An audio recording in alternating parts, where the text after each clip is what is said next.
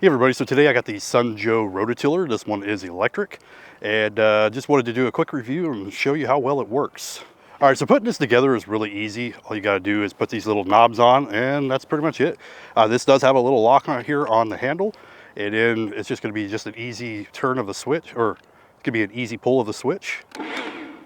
Let's go ahead and try it. I don't know how hard this ground is at the moment, or how well this one will work.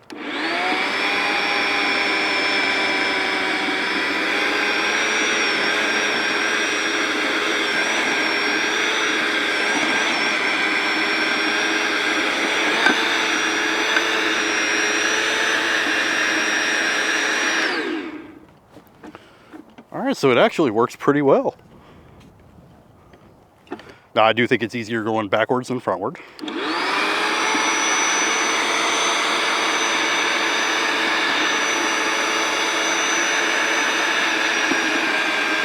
All right, so it goes a little bit deeper if you go backwards. I'll go ahead and do a bit of this, and then I'll show you some of the results, but overall, so far, not bad. Now, if you got harder ground, it's definitely not going to work quite as well, and it'll also depend on the type of ground as well, of how deep it will go. You may have to add a little bit of weight on top to get a little bit deeper. I know one of the older rototillers I had before, I think it was the Sun Joe as well, it had like a box that you could fill up with sand. This one does not have that, but the unit itself is just a little bit heavier.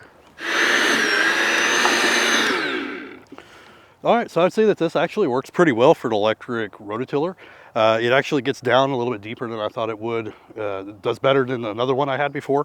Now, I would not recommend this for anybody that has like really solid ground, like you got a lot of clay and stuff. But if your ground's not overly hard, this will definitely work.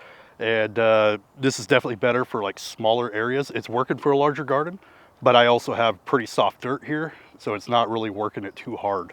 We're about halfway through this garden, but I'm going to give it a little bit of a rest. It is an electric motor, so keep that in mind. But anyway, this is the Sun Joe rototiller, and it actually works really well.